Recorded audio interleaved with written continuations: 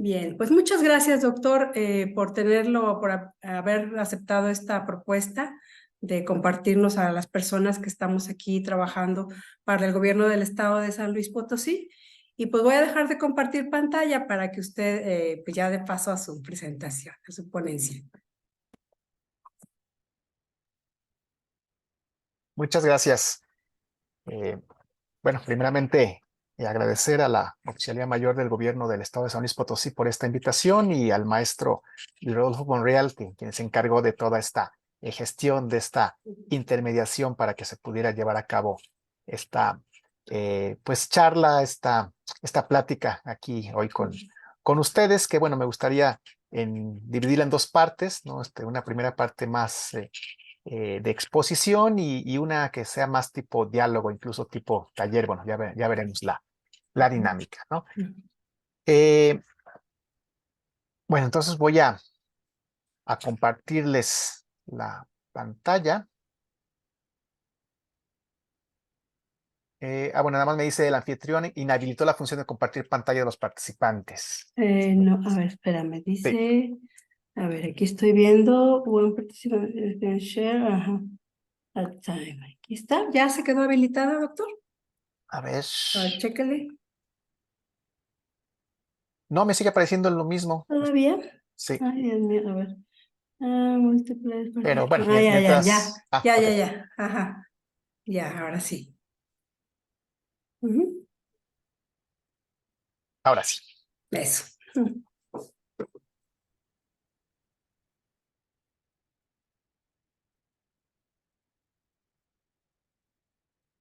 Bueno, ahí ya debe de estarse viendo.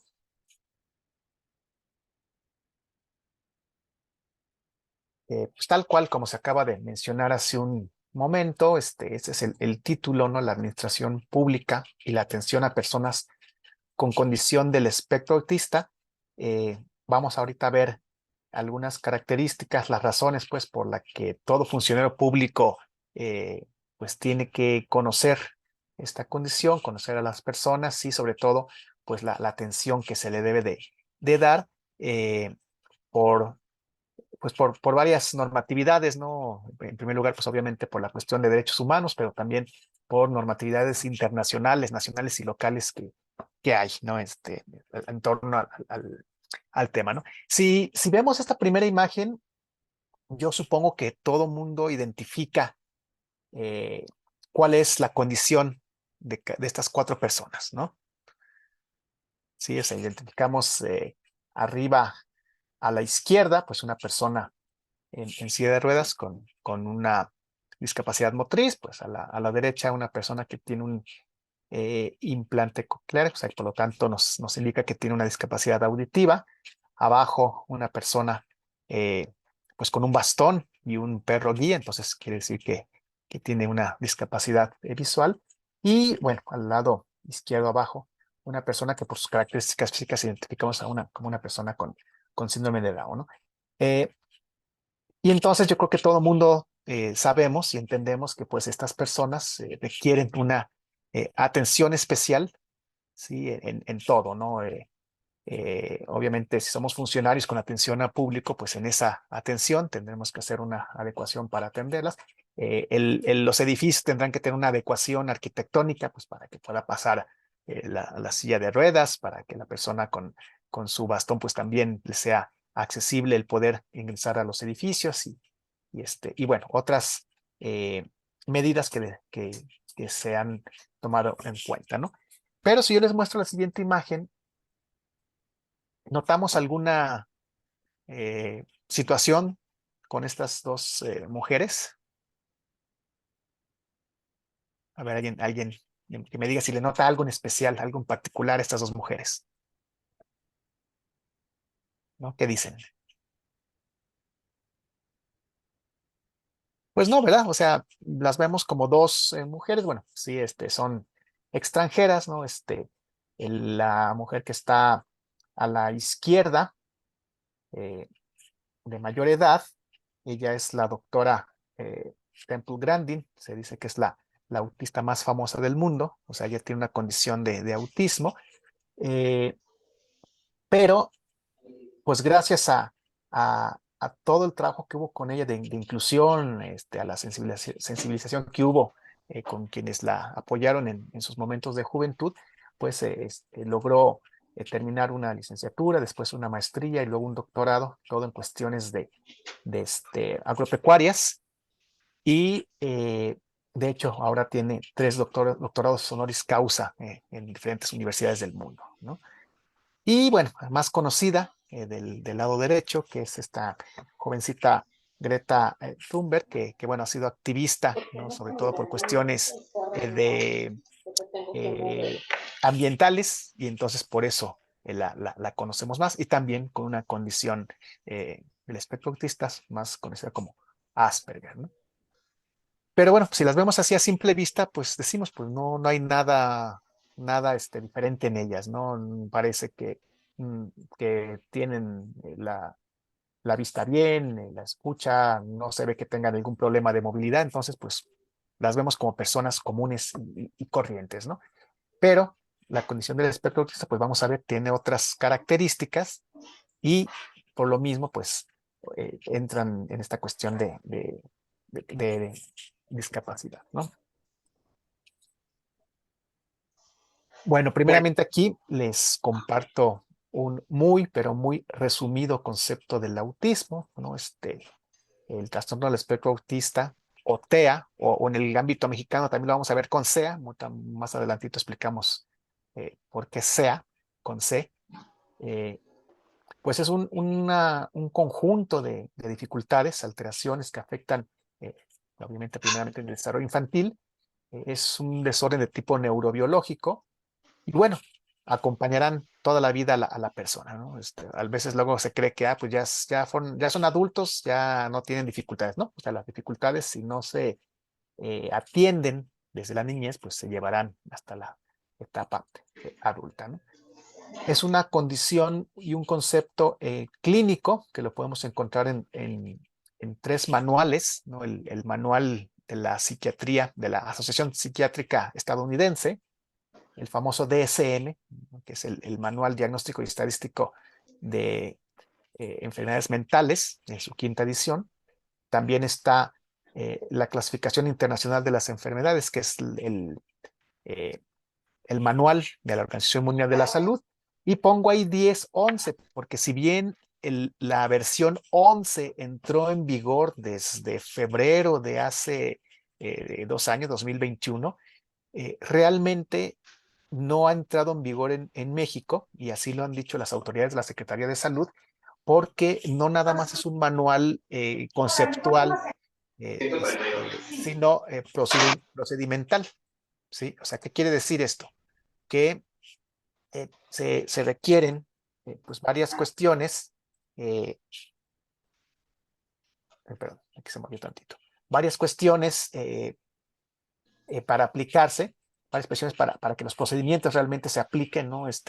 Requieren eh, un equipo de cómputo muy avanzado, o sea, un algoritmo muy avanzado para procesar todos estos nuevos datos, entre otras cosas, que son inversiones de, pues de cientos de millones de pesos, no sé si miles, ¿no? Y entonces, toda esa parte técnica, tecnológica, realmente no ha sido incorporada, entonces, pues, difícilmente podríamos decir que puede entrar en vigor, ¿no? Lo que sí se ha empezado a manejar son esta cuestión de los conceptos, la diferencia en los conceptos que se manejan, pero como tal, la Secretaría de Salud de México, pues, decidió que no entre en vigor hasta no tener cubierta, pues, esa parte de procedimiento que se requiere. De hecho, hasta hace unos meses, no he vuelto a revisar si ya hay más países que lo hayan incorporado, pero hasta hace un par de meses, el único país en el mundo que realmente había incorporado la CIE 11 con la tecnología y con todo lo que se requería era Arabia Saudita, ¿no? Entonces, y bueno, a lo mejor hay porque hay dinero de sobra con todas las ventas de petróleo que tienen, ¿no? Todas las reservas petroleras. Y en tercer lugar está el manual de la Clasificación Internacional del Funcionamiento de la Discapacidad y de la Salud. Y entre los 3 vamos a ver pues que nos apoyan a entender qué pasa con la cuestión del autismo desde el punto de vista clínico, ¿no?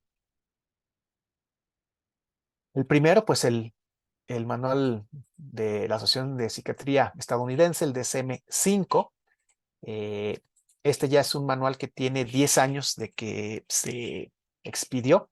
O sea, en 2013 fue cuando salió esta versión quinta, con muchas definiciones nuevas, actualizadas, e incluso la propia nomenclatura, ¿no? Antes ponían los números romanos, DSM-1, DSM-2, DSM-3, DSM-4 en números romanos, y el quinto ya lo pusieron con número arábigo, ¿no? También como para pues, hacer como una diferenciación eh, también en la evolución del propio manual, ¿no?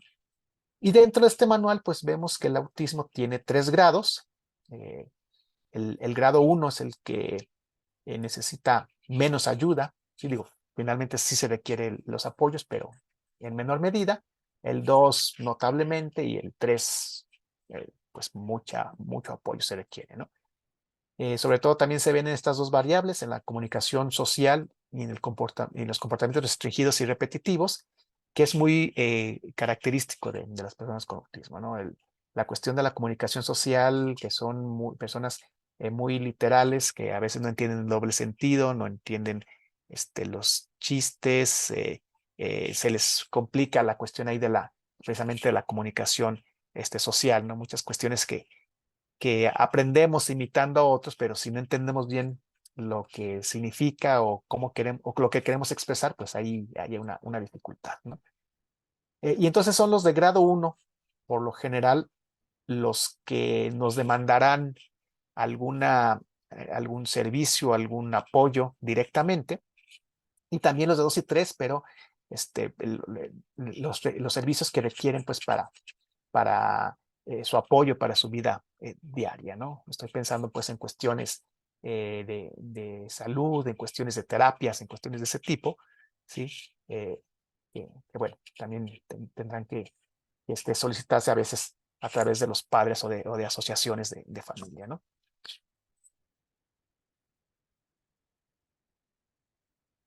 ¿Cómo clasifica la CIE estos niveles? Bueno, la CIE no dice si es nivel 1, 2, 3, ¿no? O sea, dice, bueno, a ver, el trastorno del espectro autista es con desarrollo, con trastorno del desarrollo intelectual o sin trastorno del desarrollo intelectual. Y a su vez se divide en dos, ¿no? Con leve alteración o con alteración del lenguaje o con... Entonces ahí, dependiendo de esta combinación, pues se ve lo del autismo, ¿no? Ahora también le llamamos espectro autista porque tal cual como el espectro de luz, ¿no? O sea, eh, dicen, si tenemos a 10 personas con autismo en esta sala, pues van a ser 10 personas diferentes por sus características, ¿no? A lo mejor tendrán en común alguna cuestión, pero a lo mejor alguien tiene una alteración, como dice ahí, del lenguaje más alta, otro menos, otro no tiene problema con eso, pero sí tiene problema con otra cuestión. Entonces, es variado y por eso la complejidad y el término de espectro, ¿no? Y en el otro manual, pues habla que el autismo es una discapacidad psicosocial, ¿no?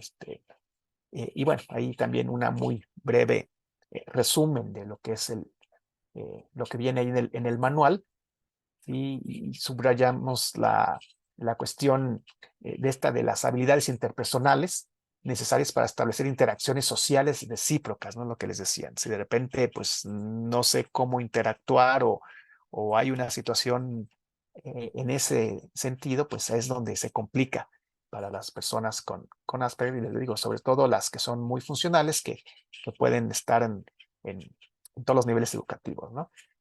Y bueno, algunos ejemplos que pondremos más adelante.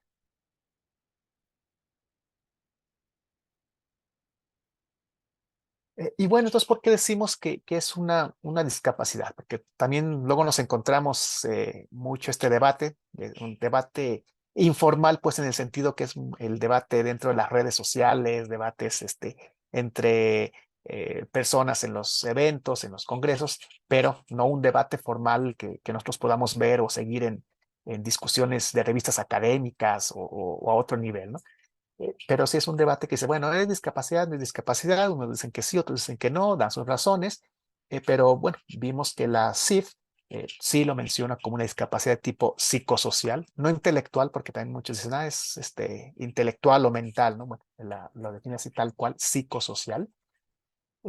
Y bueno, ponemos la definición también de discapacidad, pues para que veamos estas, ¿no? O sea, la discapacidad en general, pues sí, abarca todas estas, ¿no? Las físicas, las mentales, las intelectuales, las sensoriales, ¿sí? Pero que al actuar con diversas barreras eh, y que impiden su pleno desarrollo en la sociedad, pues ahí es donde uno ve la discapacidad, ¿no? O sea, obviamente en la persona hay una cuestión de la eficiencia, y así tal cual lo dice el manual, eh, pero esta deficiencia se nota más si hay una barrera física o una barrera social. Y volvemos a repetir el ejemplo que decíamos. Si hay una persona con silla de ruedas, pero puede acceder a todos lados y puede hacer la mayoría de las actividades, pues no tiene ningún problema, ¿no?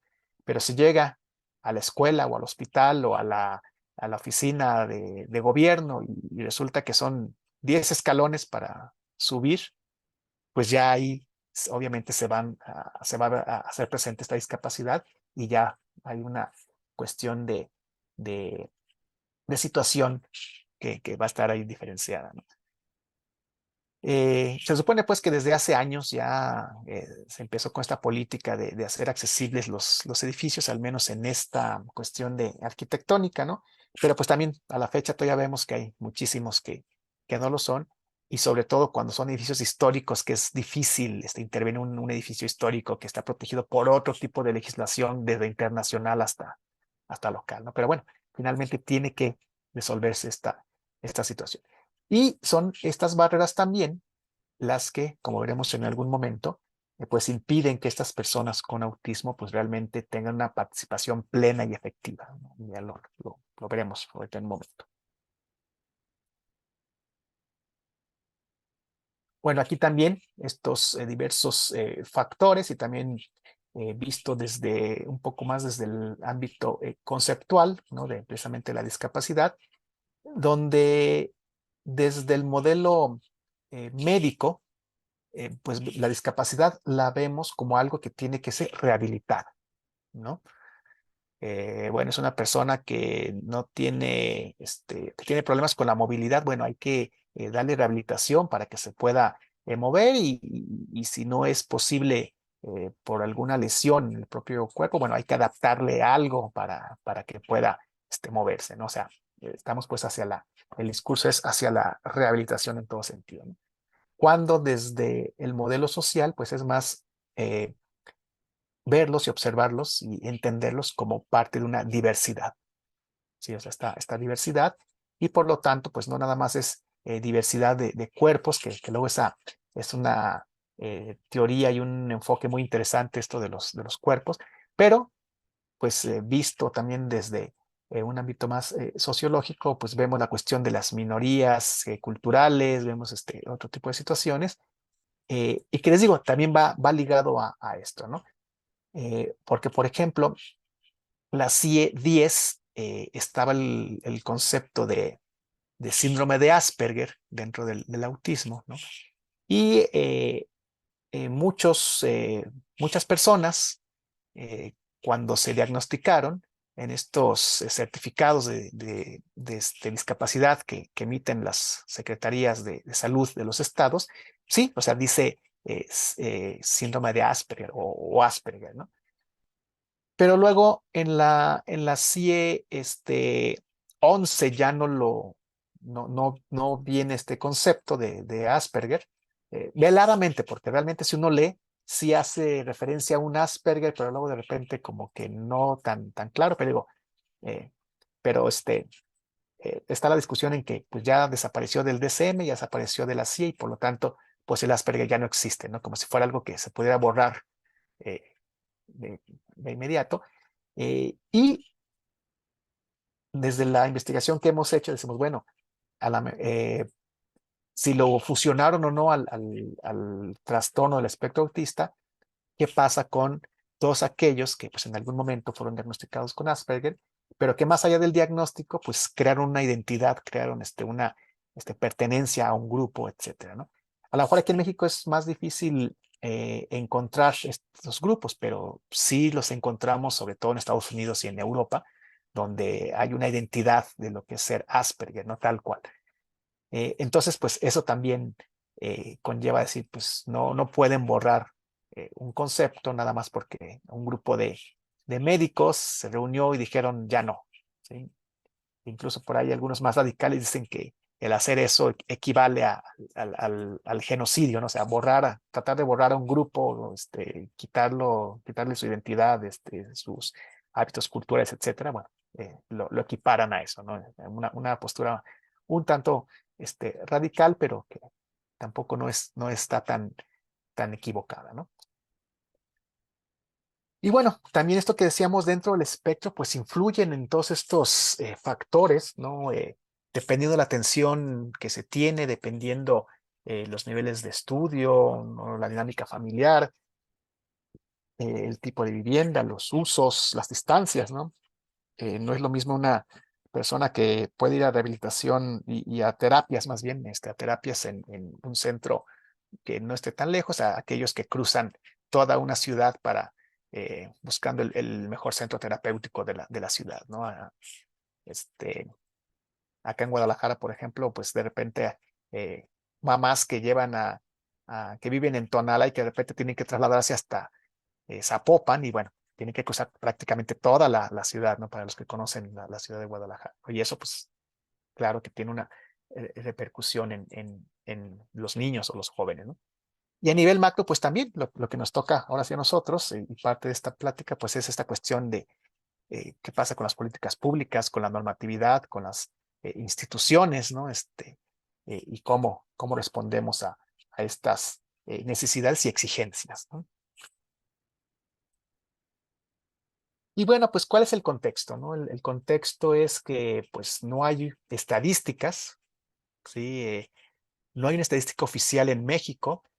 En el año 2015 se publicó un estudio que hizo una asociación, la Clínica Mexicana del Autismo, que tiene su centro en la Ciudad de México y en algunas otras ciudades del país, junto con otra organización estadounidense que se llama Autism Speaks. Llevaron a cabo un estudio en la ciudad de León, Guanajuato, y de hecho así se le conoce como el León Survey, o sea, la prueba del león, ¿no? El estudio de León. Y los resultados de esta investigación arrojaron que en ese momento, pues había una persona con autismo por cada 115 personas en México, ¿sí? Eh, y es la cifra que hasta la fecha sigue utilizando, pues todos, ¿no? Las asociaciones, incluso el propio Estado mexicano para referirse al autismo, uno por cada 115.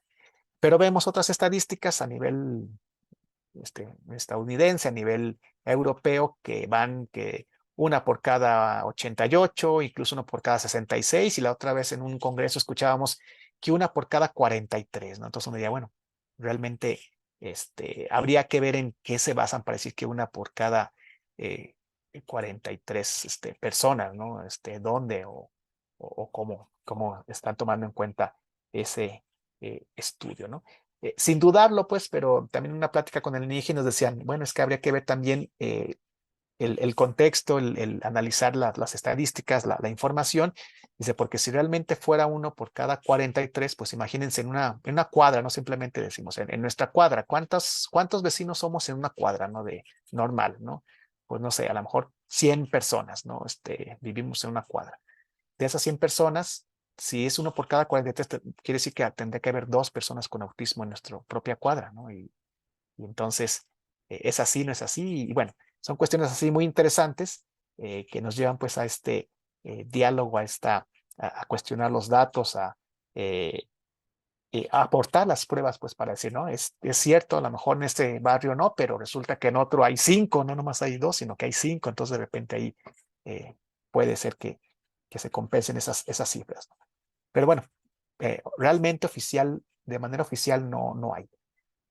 En el censo de población 2020, antes de que se aplicara, pues estaban muy interesadas las asociaciones, sobre todo de autismo, en que se agregaran preguntas al cuestionario para tener una cifra más exacta.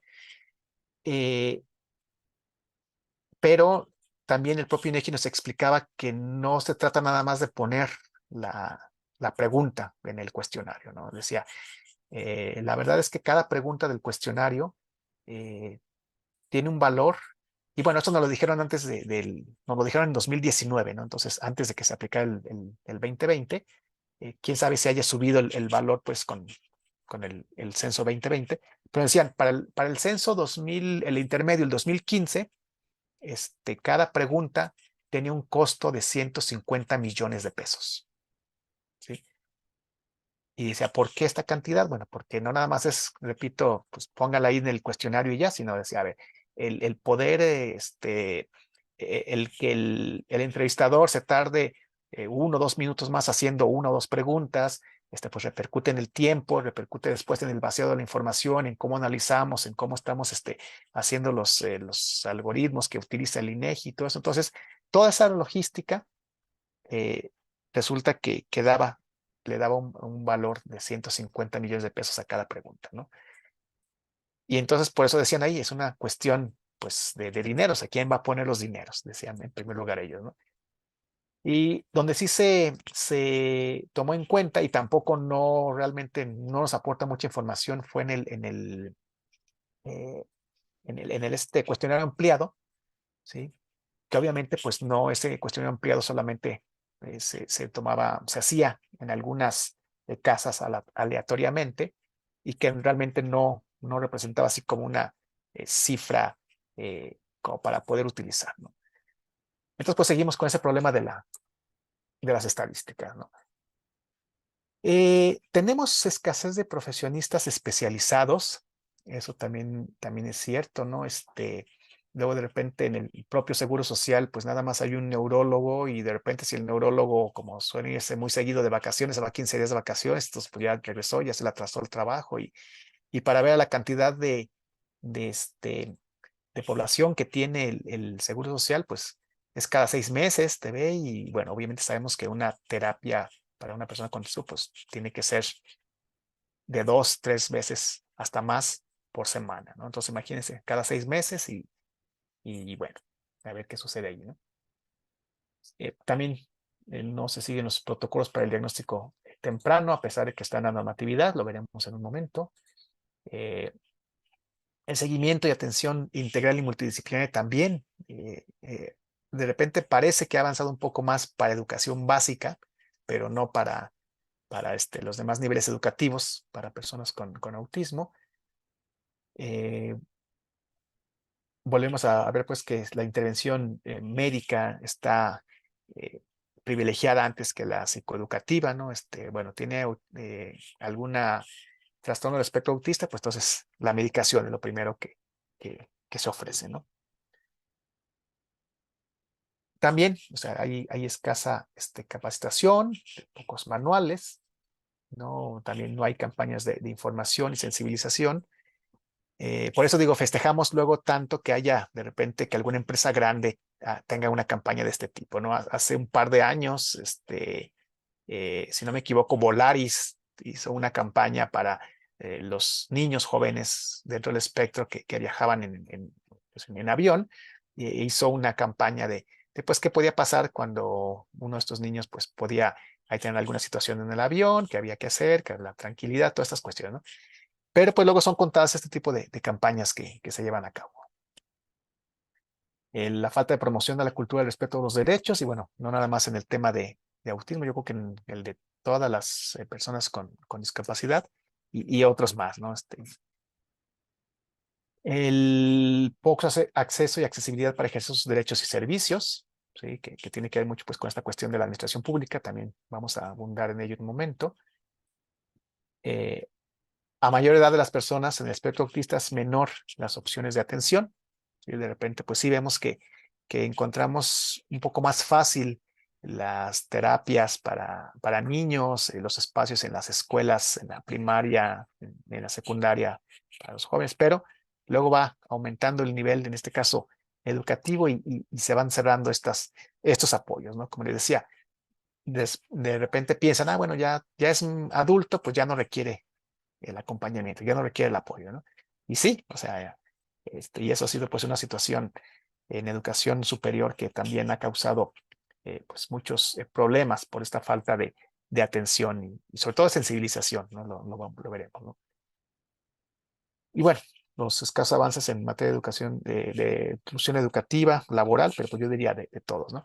Incluso después de la pandemia vino un retroceso de derechos en general para las personas con discapacidad. Si ya más o menos de forma claroscura venían avanzando lentamente los derechos, llegó la pandemia, regresamos a lo que le denominamos la nueva normalidad y muchos de esos derechos que ya se habían alcanzado desaparecieron y otra vez a picar piedra y bueno, una situación de volver a empezar en varias situaciones.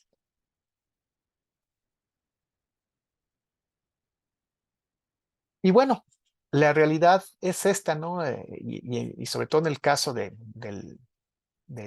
pues del gobierno, ¿no? De los tres niveles, ¿no? Esta falta de empatía, ¿no? Y yo diría, no nada más de los funcionarios públicos, también en el área de educación de los profesores y en el área de la salud de los médicos, ¿no? Aunque sean médicos, se supone que conocen sobre estas condiciones, pues no.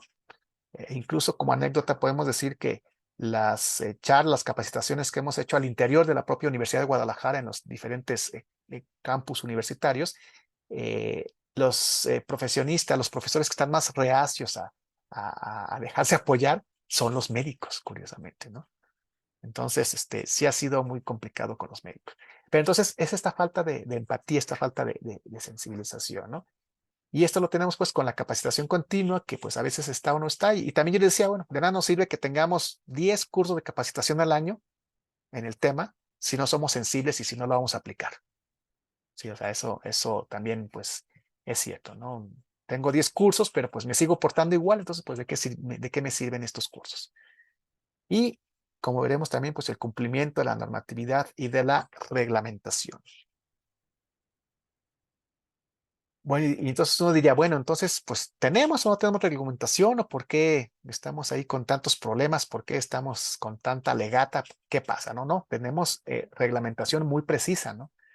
Desde la internacional, la Convención Internacional de los Derechos de las Personas con Discapacidad, que es un tratado internacional, ¿no? Al que México firmó y ratificó, por lo tanto, independientemente que haya leyes generales o locales, pues se supone que se debe de cumplir la convención. Eh, Tenemos la Ley General para la Inclusión para las Personas con Discapacidad desde 2011, o sea, hace más de 10 años. Tenemos leyes locales en esta materia de inclusión de personas con discapacidad. Tenemos una Ley General de Atención y Protección a personas con la condición del espectro autista desde 2015. Sí, o sea, ya tenemos 8 años con esta ley. Y en el caso específico de San Luis Potosí, pues está esta también, Ley para la Atención y Protección de las Personas con la condición del espectro autista del Estado de San Luis Potosí, 2017, ¿no? O sea, ya tienen eh, más de 5 años, 6 años con esta ley en el estado de San Luis Potosí. Y bueno, vamos viendo qué nos dice cada una de ellas o cuál es la obligación que nos imponen, y volviendo pues al tema, sobre todo a los servidores públicos, ¿no? Bueno, vamos a ver primero la ley general. ¿Sí? Ahí puse esta con negritas en el título, personas con la condición, porque entonces dirán, bueno, a ver, ¿cómo? Se supone que es trastorno del espectro autista y ahí dice condición del espectro autista. ¿Es otro o qué? ¿O qué por qué diferente? No, o sea, clínicamente, sí, el concepto clínico es trastornos del espectro autista. Pero cuando se hizo la ley y cuando se discutió en esto argot que ustedes conocen, en el argot legislativo que le llaman pues el espíritu de la ley, ¿no? Se fundamentó el por qué el autismo tendría que verse más allá de un diagnóstico clínico. Decíamos, bueno, es una persona que sí tiene una condición eh, que se diagnostica a través de un instrumento clínico, pero pues es una persona, es un ser humano, es un ciudadano mexicano, con todos los derechos que le otorga la Constitución del país, las constituciones locales, y bueno, también dependiendo de su propio contexto, ¿no?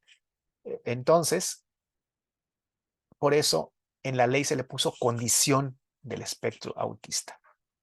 Y es así que muchos estados, incluyendo San Luis Potosí, pues así le pusieron a la ley, condición del espectro autista, ¿no? En otras sí encontraremos que dice trastorno del espectro autista, pero bueno, aquí yo creo que lo importante es que realmente se atienda, ¿no?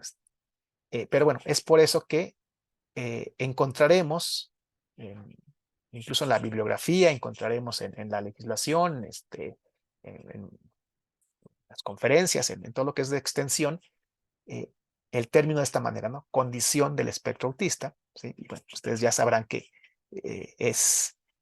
se diferencia pues con el TEA de manera nada más conceptual, ¿no?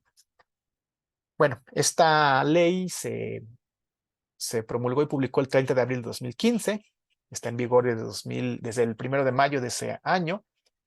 Curiosamente tuvo una demanda de acción de inconstitucionalidad porque hay un grupo de organizaciones que interpretan la Convención Internacional como que no debe de haber leyes particulares, ¿no?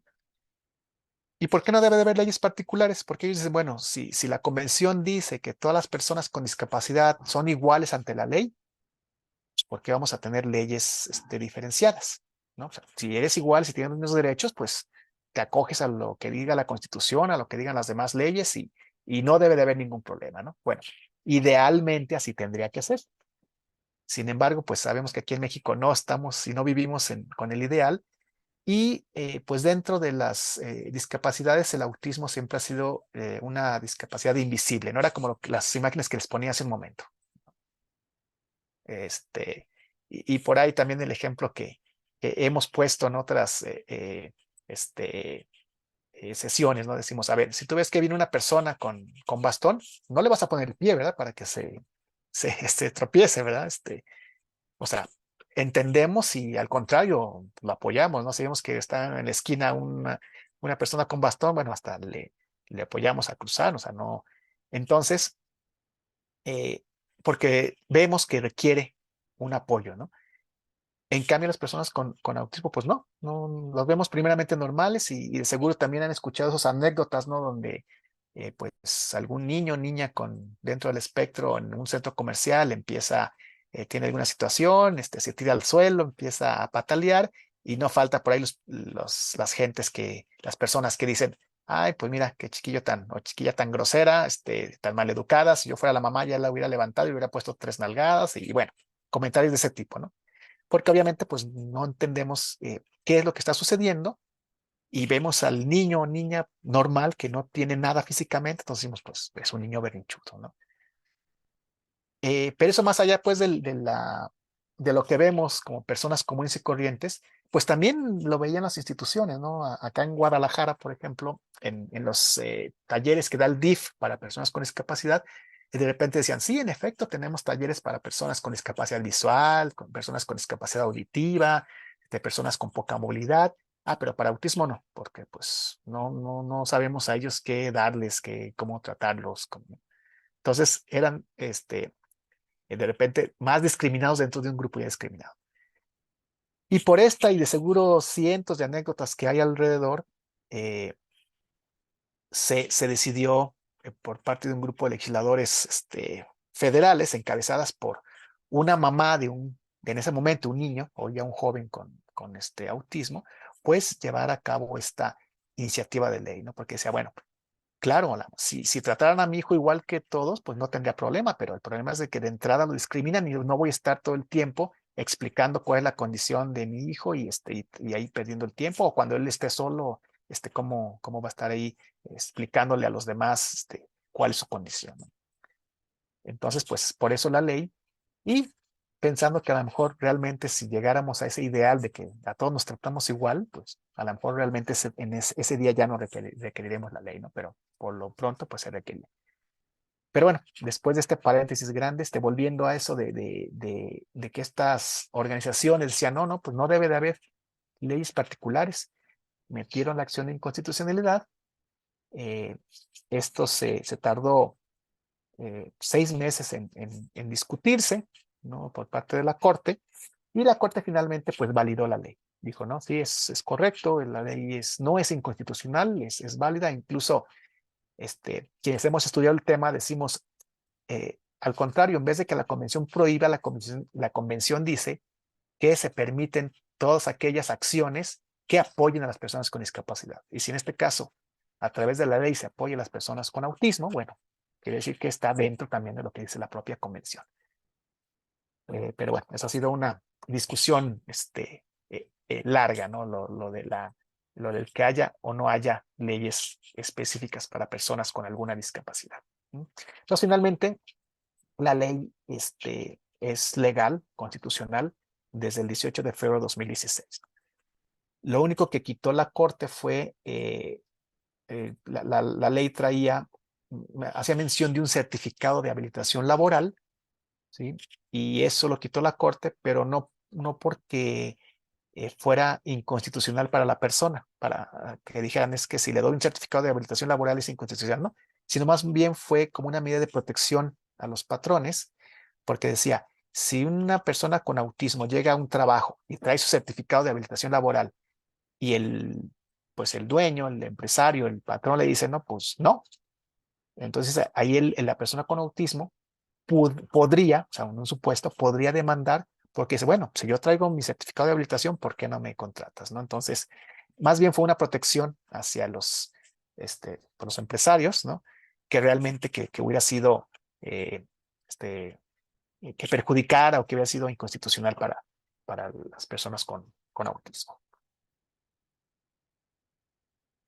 Bueno, y llegamos a la parte de la legislación local, ¿sí? Esta ley de San Luis, que bueno, fue aprobada el 9 de febrero de 2017, se publicó el 28 de febrero de ese año, entró en vigor el 1 de marzo. O sea, tiene una ley que tiene más de 6 años vigente, ¿sí?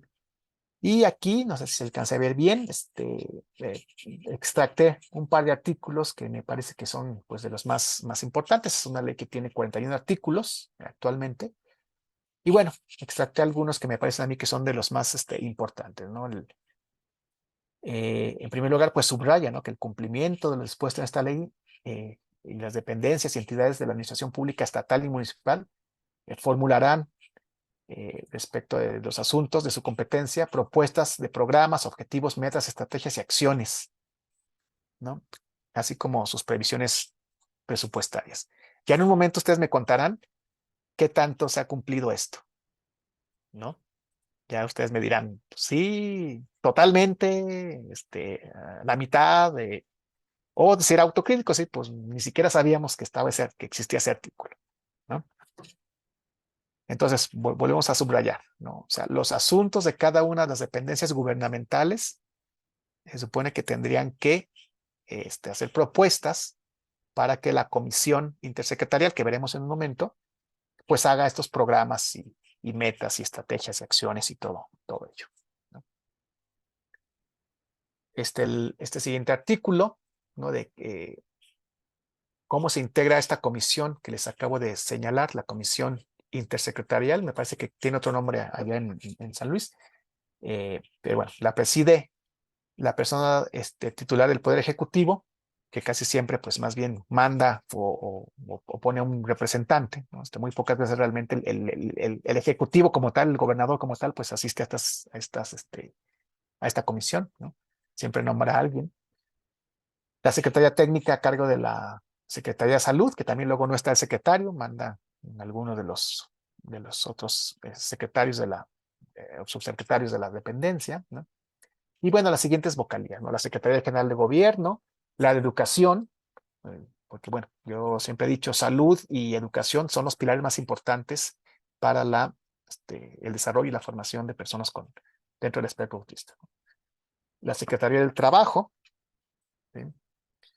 La de Desarrollo Social y Regional, la de Finanzas, Sí, porque bueno, desde ahí, o sea, no nada más es decir, traigan mi idea, sino a ver, pues cómo echamos a andar los programas, pues se requiere para todo dinero, el presupuesto, ¿no? La Contraloría General del Estado, la Comisión Estatal de Derechos Humanos, subrayo la Universidad Autónoma de San Luis Potosí, porque bueno, también siempre hemos dicho, la cuestión de la investigación es importante, ¿no? Y bueno, si me lo preguntan a mí, a lo mejor diría, yo hubiera dado 2 espacios para las instituciones de educación superior, ¿sí? Y en los mecanismos para que estuvieran rolándose cada determinado tiempo, ¿no? Digo, claro, siempre y cuando, pues, estas instituciones de educación superior, pues, estuvieran trabajando, tuvieran líneas de investigación con personas del espectro autista, ¿no? El Sistema para el Desarrollo Integral de la Familia, o sea, el DIF, ¿sí? Y también aquí subrayo 2 representantes de organismos no gubernamentales dedicados al objeto de la presente ley, ¿sí? Que deben de ser invitados permanentes en las sesiones de la coordinación. Bueno, aquí son 2, pero en otros estados son más. Por ejemplo, en la de Chihuahua son 7 representantes de las organizaciones y entonces casi igualan al número de funcionarios y entonces eso hace que el debate realmente se centre y se enfoque en las necesidades reales y no que los montoneen los funcionarios del gobierno a los de las organizaciones, ¿no? O sea, digamos, esa es la ventaja pues de tener más representantes de estas asociaciones, ¿no? Bueno, también el artículo 41, ¿no? Los servidores públicos serán responsables de la inobservancia de las disposiciones de esta ley, ¿no? O sea, no nada más es, pues, aplico la ley y no nada más es, pues también sugiero qué programas, qué acciones, sino que también debo estar atento a la inobservancia de las disposiciones, ¿no? También ustedes me dirán en un momento cómo vamos en ese aspecto, ¿no? Y bueno, ahí dice que las sanciones de conformidad con la ley de responsabilidad de los servidores públicos del Estado y con independencia de las responsabilidades civiles y penales que pudieran resultar. Digo, a veces luego estos artículos pues parecen así como muy amenazadores, pero pues, si uno cumple su trabajo, pues no tiene por qué haber ese tipo de situaciones, ¿no? Eso está, pues lo pueden consultar. Simplemente si le ponen ley de autismo San Luis Potosí, ahí les aparece la ley completa ahí en el Google. Y bueno, eh, hay una iniciativa de reforma que se presentó desde finales del año pasado, desde el 26 de diciembre, ¿sí? La presentó la diputada Emma Idalia Saldaña Guerrero, no decía de qué partido era, si todavía está en el cargo, bueno, no sé, ustedes la conocerán mejor. Y la propuesta de esta diputada pues era adicionar un artículo 42 con el objetivo de poner las prohibiciones que no están explícitas en la ley, ¿no? Eh, Otras leyes sí los tienen explícitas, ¿no? Pero pues en la de San Luis no. Pero algunas de estas más importantes es que se prohíbe rechazar la atención en clínicas y hospitales públicos y privados, ¿no? Eso está incluso en la ley general y varias leyes pues tal cual copian ese artículo, ¿no? O sea, no se puede rechazar la atención en clínicas ni hospitales, tanto públicos como privados, ¿no? Tampoco se puede negar el diagnóstico adecuado. No se puede condicionar o desautorizar la inscripción en los planteles educativos públicos, ¿no? Ahí le faltó privados porque la ley general sí dice públicos y privados, ¿no? Que luego a veces el problema realmente es con los privados, porque la mayoría de las escuelas públicas, bueno, acatan lo que diga la SEP o la Secretaría del Estado y como ya ahora por decreto desde hace años somos incluyentes en la educación básica, bueno, pues tenemos que, ¿no? Claro, todavía existen directores que por ahí condicionan y papás que no saben los derechos y van y piden el favor, ¿no? Pero bueno, se supone que la educación en México es incluyente, aunque sea por decreto, desde hace algunos años, ¿no? En donde sí es en las escuelas privadas que todavía está este argumento de que no, pues aquí no tenemos personal para que lo atienda, llévese al otro lado, ¿no? Y cuando también los colegios están obligados pues a acatar la ley y a que su personal pues esté capacitado, ¿no? Ejercer la violencia en todas sus formas hacia las personas con la condición del espectro autista y atentar contra su dignidad y estabilidad emocional, ¿no? Les digo, a veces esto se nos olvida y pues seguimos maltratando a los estudiantes, así como me dieron clases a mí, que mis profesores me maltrataban, pues así yo también ahora maltrato a mis estudiantes, ¿no? Y sigue siendo la cadenita y bueno, tenemos acá unos casos pues graves, ¿no? De dos estudiantes dentro del espectro que están en medicina, o sea, los estudiantes que están cursando la carrera de medicina y que desde hace un momento, ¿no? Con los médicos ha sido muy difícil, los médicos pues que los han maltratado, se fueron la queja, la Universidad de Guadalajara tiene una defensoría de los derechos universitarios y pues ahí está la queja, ¿no? Pero pues de ahí puede escalar, o sea, puede escalar a la Comisión Estatal de Derechos Humanos, puede escalar a la nacional y si se descuidan, a la Corte y a la Corte Interamericana. Y para una institución como la Universidad de Guadalajara, pues no le conviene que una de esas situaciones se vaya tan alto, ¿no? Entonces, pues tenemos que resolverlo aquí, pero si no se resuelve aquí, hay otras instancias para resolver esa discriminación y esa falta de comportamiento ético del profesor, ¿no? Y en todos los demás aspectos supongo que habrá ejemplos similares, ¿no? Esto nada más lo pongo como un ejemplo de procesos, ¿no? Cómo ha sido la normatividad para la inclusión en el ámbito educativo en la Universidad de Guadalajara, ¿no? Pues respetando esta legislación internacional de que México firmó y después la ley general, pues en el plan de desarrollo institucional de la propia universidad ya se comenzó a poner la cuestión de inclusión. Ahí sí, pues digo, a todas las discapacidades, no nomás a autismo, ¿no? Luego se creó un programa de universidad incluyente donde decía, bueno, pues vamos poniendo este programa y vamos dándole becas a los chavos que entren con alguna discapacidad y pues algún otro apoyo que sea necesario. Bajamos fondos para adecuar edificios, adecuar campus, para que haya rampas, para que haya huellas podotáctiles, para que haya señalética en braille, etcétera, ¿no? Sin embargo, pues nos dimos cuenta que eso no era lo único que requerían los estudiantes con alguna discapacidad, que las necesidades eran mayores, ¿no?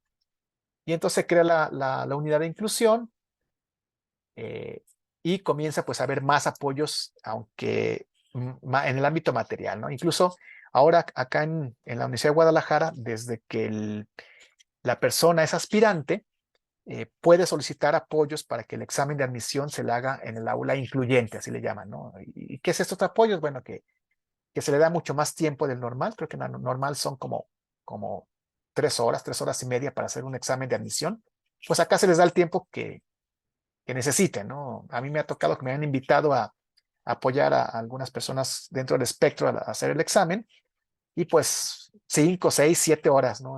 Nos ha tocado a veces estar ahí hasta que termina, ¿no? Si es una persona con discapacidad visual, pues hay regletas braille. Si es una persona con discapacidad auditiva, están los intérpretes de lengua de señas mexicanas ahí apoyando. Si es una persona con discapacidad psicosocial, como el autismo, pues están otros expertos que apoyan al estudiante para a lo mejor que entienda bien la pregunta, ¿no? Y ya ahora sí, ya que él ponga la respuesta que crea que es la adecuada, etcétera, ¿no? Se supone que hay un seguimiento durante su estancia pues, en la universidad, hay apoyos, etcétera. Pero el problema, nos dimos cuenta que no nada más era eso, sino que precisamente la mayor barrera a la fecha, pues habrá que decirlo con toda franqueza, es la actitudinal, ¿no? Esa que yo les decía, ¿no? De los profesores. Entonces, se creó un código de ética en el 2018, o sea, fíjense hace cuánto, ¿no? Hace 5 años, eh, fue en noviembre, de hecho, ya a finales de noviembre ya no, perdón, a febrero del 18, o sea, ya tiene más de 5 años, en donde al profesor se le dice, pues mire, usted tiene la obligación ética de tratar al estudiante de esta manera, de apoyarlo, ¿no? Y muchos dicen, bueno, es que es más trabajo. Pues sí, sí, o sea, es más trabajo que el profesor que tenía hace 10 años, ¿no? Pero pues es parte de nuestra realidad y nuestro contexto universitario actual, ¿no? Después se creó la política institucional de inclusión, ¿no? Y últimamente, el año pasado, la reforma al estatuto del personal académico, porque les digo, los profesores, pues, una parte de los profesores, otros realmente lo han hecho muy bien, ¿no? Pero una parte de los profesores siguen muy renuentes a apoyar, ¿no? A ser sensibles, todo eso. Entonces, pues también hubo una reforma al estatuto. Y todo esto, estos procesos, pues con el afán de mejorar esta esta atención, ¿no? Lo que les digo, pues ha sido, se ha aplicado pues, de una manera claroscura, a veces con mayores beneficios, a veces con menos, con un retroceso, como les decía hace un momento, después de la pandemia, pero pues ahí tenemos que seguir con ello, ¿no? Bueno, en el ámbito propio de la administración pública, eh, ¿cuáles son los retos, no? Yo pondría, por lo pronto, para la discusión que quiero que hagamos posteriormente, esta cuestión de la sensibilización, ¿no? Era lo que les decía, pues los cursos de repente no sirven de nada si realmente no aplico la cuestión de la empatía y la sensibilización, y no nada más pues a los que están atendiendo en una ventanilla, ¿no? O sea, pues todos, ¿no? Si de repente tiene que pasar la persona con un problema y es el director del área, bueno, el director del área pues también tiene que atender, tiene que tener este conocimiento y pues todos los demás funcionarios, ¿no? Yo creo que se requiere también una coordinación con las asociaciones institucionales, un diálogo permanente con estas, ¿no? Eh, de manera lamentable, no sé pues si ya se volvió a reinstalar, pero con el cambio de gobierno ahí en San Luis Potosí, la comisión intersecretarial se disolvió, ¿sí? Y entonces, pues ahí el organismo que se supone que por ley es el que se va a encargar de la política pública en la materia en el Estado, pues está disuelto, ¿no? Ya ustedes ahorita me dirán si sigue disuelto, si ya lo volvieron a formalizar o qué pasa, ¿no? O sea, con esto que decía, todos estos funcionarios tienen que estar ahí, más los de la universidad, más los de la sociedad civil, ¿no? Pero digo, tengo entendido de que se disolvió de manera directa, fáctica, ¿no? O sea, no hubo decir, bueno, lo disolvemos, ¿no? Pero sí, simplemente ya no se les convocó, ya al cambio de gobierno, pues obviamente los funcionarios que estaban anteriores, pues terminaron, se fueron y eso de facto quedó disuelta la comisión, no se ha integrado, ¿no? Y sobre todo, pues cumplir con esta normatividad, ¿no? Porque bueno, recordemos, como dicen los abogados, ¿no? Pues no nada más la cuestión es de que no cumplamos, o sea, más bien de no acatar, sino que también la omisión, la acción o la omisión, pues también puede constituir una falta a las funciones, ¿no? Y bueno, yo quiero dejar la exposición, la mera exposición hasta aquí y que podamos tener este diálogo, ¿no? Pues si hay comentarios, preguntas más directas sobre el tema, que también ustedes me digan a mí, bueno, realmente ahí cómo van en la aplicación de la normatividad, la conocían, no la conocían, qué pasa con ello, ¿no? Voy a dejar de compartir para poder verlos a todos.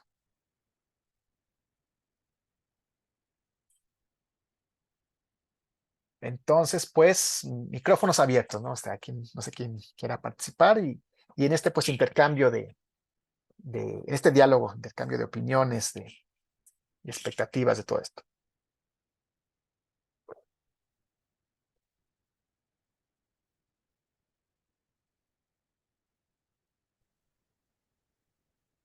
Gabriela Olvera tiene levantada la mano. Adelante, por favor. Gracias. A mí me intriga mucho, maestro, esta cuestión del incremento, bueno, independientemente de la disparidad que comentas en las estadísticas, del incremento del autismo.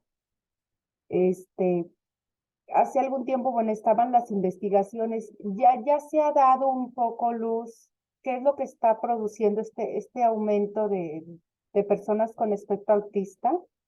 ¿Ya se ha avanzado en ese tenor en las investigaciones? Sí, de hecho, desde la investigación genética, tal cual, sí hay algunos elementos que, digamos, no, bueno, digo, es una investigación que continúa, ¿no? Pero decían, donde hay mucha contaminación por metales pesados, hay un mayor índice de personas con autismo, ¿no? Entonces, esa es una de las líneas, ¿no? La otra es que es genética, pues, y sobre todo por parte de la carga del padre, ¿sí? Y luego a veces uno dice, bueno, es que eso del autismo, pues en mis tiempos no existía. No, no, sí existía. Lo que pasa es que no había el diagnóstico adecuado, ¿no? Y yo siempre les digo, ustedes pónganse a recordar en la primaria y de seguro había algún compañero, porque bueno, también ahí sí es cierto que la estadística siempre es más en hombres que en mujeres, siempre por cada 10 personas con autismo, 8 o 9 son hombres y una o dos nada más son mujeres, ¿no? Pero les digo, hagan memoria y de seguro en la primaria, en la secundaria, había alguien que decía, este compañero es medio raro, es medio, o sea, con las características que hoy tiene que hoy ponemos en el autismo, ¿no? Y sí, y también ha tocado, así, aunque parezca muy chusco, que este, algún papá lleva a su hijo a diagnosticar y cuando le dicen, pues sí, es que mire, su hijo sí tiene algo que se llama espectro autista y estas son sus características, y le dicen, pues yo también, todo eso que me está diciendo, yo también lo hacía, ¿sí? Lo que pasa es que, pues antes, ¿cuál inclusión educativa? ¿Cuál, porque no, o sea, se acordarán pues de las maestras, ¿no? O trabajas, porque si no, llegaba mi mamá y me pegaba delante de la maestra y la maestra también me pegaba, tenía el permiso de pegarme, ¿no? Ya ahorita pues, sería imposible que esto hiciera la maestra, ¿no? Pero en nuestros tiempos, esa normalización de las personas que pudieron haber estado dentro del espectro, los que ahora son Asperger, o del nivel uno según la clasificación que usemos, eh, este, pues tuvieron que adaptarse más a fuerzas, más al contexto pues, de la educación de los setentas, de los ochentas, ¿sí? Y, y pues resulta que son personas que están dentro del espectro, pero pues muy funcionales a nuestra época, ¿no? Pero nuestros hijos, pues ahora sí les damos la atención, les damos la terapia, pedimos pues que haya una cierta consideración, que claro, está en sus derechos y bueno, ha sido, ¿no? Entonces también eso decimos, pues también no es de que es ahora haya más, ahora menos, sino que más bien y no me voy tan lejos, o sea, hace 10, 15 años, pues no había diagnósticos tan certeros, no había como esta preocupación, ¿no? Y eso hace también que haya ahí un sesgo en las estadísticas, ¿no? Pero bueno, sí, o sea, sí se ha visto que, como decía yo, en cuestiones de contaminación, sí hay una mayor prevalencia de la parte genética, donde pues la mayor carga es por parte del papá, sí es cierto, y luego ya uno empieza a hacer la línea, oye, pues sí, como que aquel tío como que también es medio raro, ¿no? Mi abuelo, un hermano de mi abuelo, como que también era medio raro. Entonces, le digo, uno va haciendo esas investigaciones y sí, o sea, es real, no es de generación espontánea, ¿no? De que de repente, pues no había nadie y de repente me salió alguien con autismo, ¿no? O sea, si uno hace cuidadosamente el seguimiento, de seguro sale uno, ¿no? Y tenemos también casos de familias que dicen, no, pues sí, mi papá y su hermano y su otro hermano y mi tío y sus hijos de mitos, que son familias que aunque sean pues muy funcionales, pues sí, o sea, hay muchos integrantes dentro del espectro, ¿no? Pero lo malo es esto, o sea, la estadística, ¿no? Que no hay una estadística que nos diga realmente. Lo que ha habido son ideas, porque pues les digo, para todo se ocupa el dinero. Esta decir, bueno, que haya un conteo estatal, que el gobierno del estado organice un conteo estatal y que vea y no. Ahí este famoso formato 911 que se utiliza en educación básica, que recaba información de principio del ciclo escolar y en algunos estados al final también vuelve a recabar la información. Si se usara ese formato 911, pues ya tendríamos un buen acercamiento al menos de los que están en las escuelas, ¿sí? Pero luego a veces se recaba mal, ponen a la secretaria a que vacíe la información y luego ya se equivocaron, no nos importó si se equivocaron o no se equivocaron, y bueno, también es una estadística que no se la ha tomado mucho en cuenta, ¿no? Y de igual manera, o sea, si la Secretaría de Salud tuviera un registro de esta, pues ya tendríamos de dos instituciones de muy alta población que nos darían pues un mayor acercamiento a una realidad, ¿no? Pero pues sí, digo, es algo de muy interesante de discutir y que nos siguen faltando esos datos.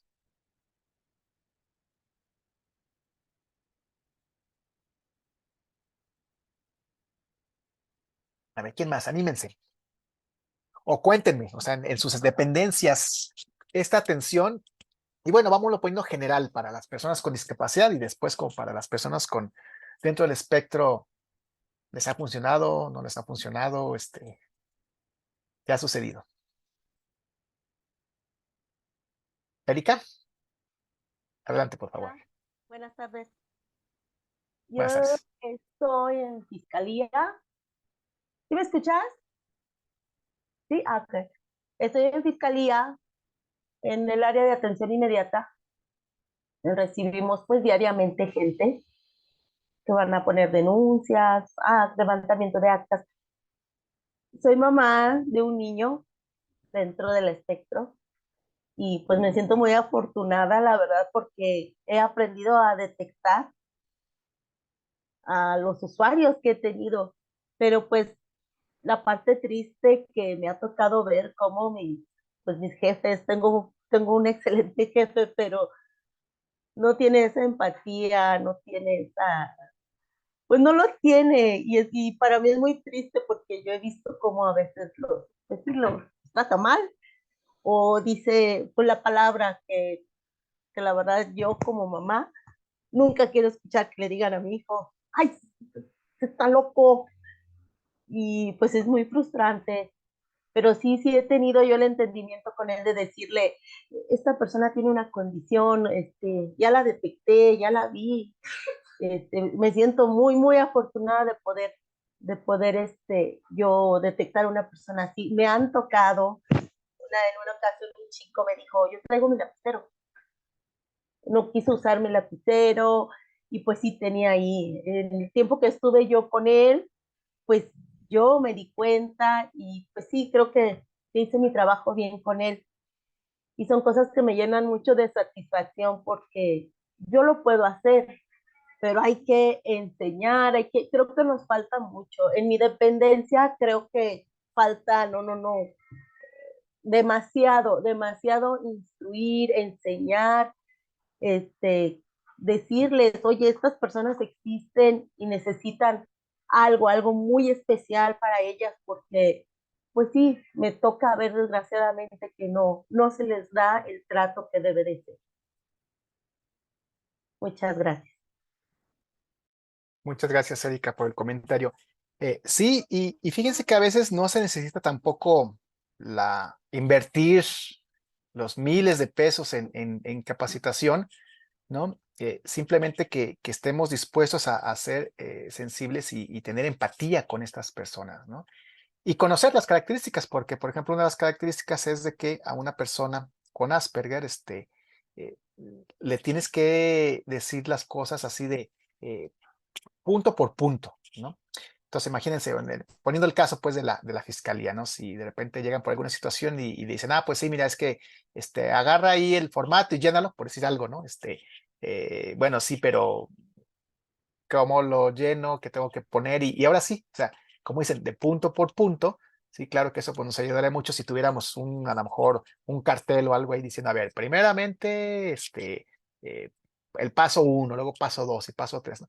Y luego uno dice, ay, ¿cómo? Pues si son adultos, ¿a poco no vas a ver? No, sí, o sea, esa es una parte muy común de las personas con autismo o con Asperger, ¿no? Que esas instrucciones se las tienes que desglosar de a punto por punto para que sepan qué van a hacer, ¿no? Otra de las cuestiones es que son personas pues muy transparentes, ¿no? A lo mejor nosotros llegamos y como siempre, ¿no? Oiga, mire, por favor, mire, es que traigo este asunto y, ¿no? Y a lo mejor ellos llegan directamente, mira, ayúdame con esto porque tengo este problema y resuélvemelo, ¿no? Y uno dirá, ay, pues, ¿por qué? Si, mira, nomás que llega con esta actitud, no lo voy a atender. Pero no es que lleguen con esa actitud, o sea, es que es parte de sus características y entonces, si no lo entendemos, pues a lo mejor nosotros decimos, no, ahí que se quede 2 horas por grosero, ¿no? Y no es que haya sido grosero, es que así es esta persona. Y entonces sí tenemos, como dice Erika, pues que saber ver esta situación y entonces, ¿no? Y también a lo mejor ahí sí parte de lo que les decía yo, si no se los enseñan desde niños, pues lo llevan arrastrando hasta lo superior, ¿no? En el caso de educación, y uno le decía, bueno, teníamos acá una situación en la universidad y le decíamos a los profesores, ¿ya le explicó al alumno cómo? No, pues sí, ¿por qué le voy a explicar si ya debe de saber? Si es muy lógico, no, bueno, es que con ellos no hay lógica, o sea, con ellos hay que decirles punto por punto. Pero si ya tiene veintitantos años, pues sí, pero si no se lo explica a usted, al rato va a llegar ahora sí a la etapa laboral y los jefes no son tan blanditos como lo podría ser un profesor, ¿no? Entonces, bueno, hay que apoyar, ¿no? Entonces también hay que decir, a ver, se saluda, se dice por favor y te atiendo y entonces ese tipo de cosas que pues también a lo mejor en algún momento nos va a tocar ahí tener que enseñarles o recordarles alguno de estas situaciones, ¿no? Beth Rodríguez. Hola, buenas tardes. ¿Sí me escuchan? Sí. Perfecto. Creo que es súper importante lo que mencionabas desde el inicio, ¿no? O sea, las capacitaciones no van a servir de mucho si no hay esa concientización y esa empatía para trabajar con personas con discapacidad. O sea, también autistas, de cualquier tipo de discapacidad, y también como lo mencionabas al inicio, creo que no sería necesario hacer una ley si de verdad todos tratáramos a la gente como iguales.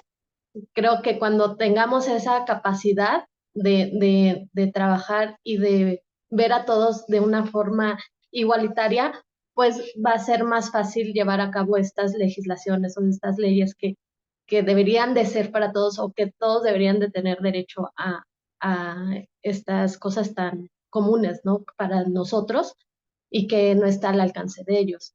Pero sí, sí creo que deberíamos de, como sociedad, como instituciones, dar un poquito más de atención a estas capacitaciones de concientización, o sea, no solo, porque luego que siento que nos llenan de información en cuanto a características, qué es, pero sigue sin haber ese entendimiento, sigue sin haber esta disposición de la gente para ser más empático, que creo que también es bien complicado trabajar eso con las personas que ya tienen mucho tiempo trabajando en las instituciones, ¿no? No sé cómo hacen ustedes o cuáles son algunos de los planes que tienen como para trabajar este tipo de situaciones. Sí, bueno, claro, cada pues charla, capacitación es diferente, pero lo que más bien se trata de hacer precisamente es que las personas reflexionen, entiendan esta sensibilización y que entendamos que luego son procesos eh, y que como personas pues van a ser diferentes, ¿no? A lo mejor uno dirá, bueno, son autistas, tienen estas características, entonces los tratamos así.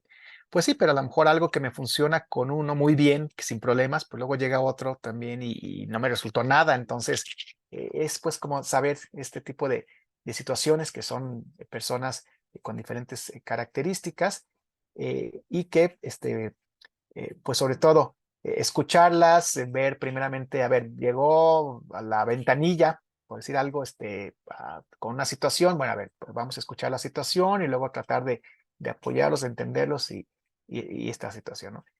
Eh, yo también entiendo que pues a veces en las dependencias pues no podemos tardarnos una hora con una persona, ¿no? Ahí viendo a ver cómo, ¿no? Que nos esté platicando ahí todo.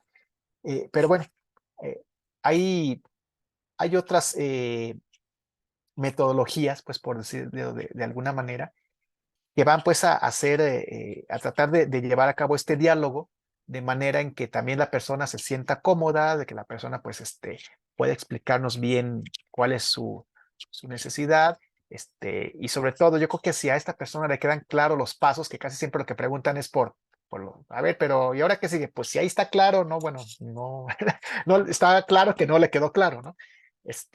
Entonces, estas partes yo creo que si tenemos, como les decía yo, a lo mejor unas instrucciones muy claras, a ver, paso uno, esto, paso esto, menos nos van a llegar a preguntar sobre esas situaciones que para todo el mundo resulta común o todo el mundo resulta claro, o eso como dicen, ¿no? Pues es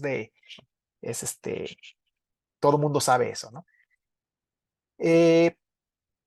Y luego, pues también estos prejuicios, ¿no? De que, viene esta persona, ay, no, entiéndelo tú porque yo no sé, no, mejor tú y nos estamos echando la bolita. Y les digo, pues, simplemente, pues vamos viendo a ver cuál es la situación, ¿no? Pero los prejuicios, pues están en todos lados, ¿no?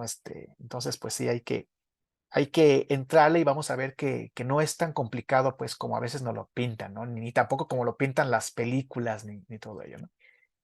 Y bueno, un consejo, yo diría que para mucho de la capacitación, pues que no gasten los miles de pesos a veces en decir, ay, mira, me traje un experto de España.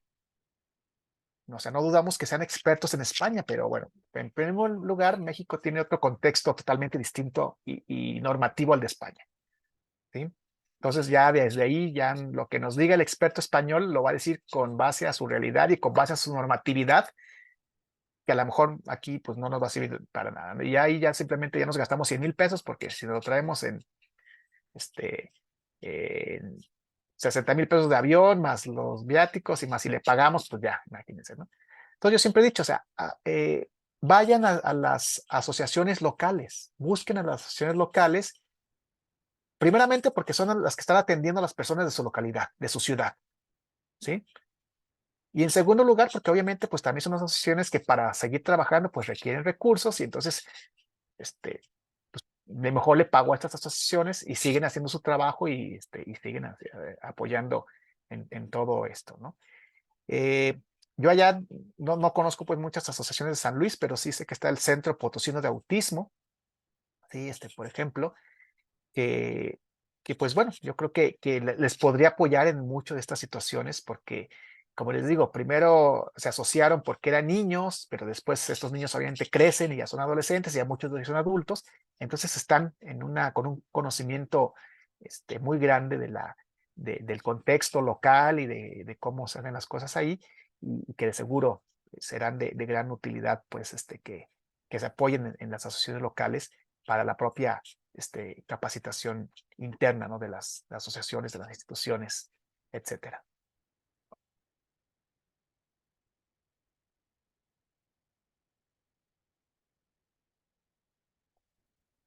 Sí,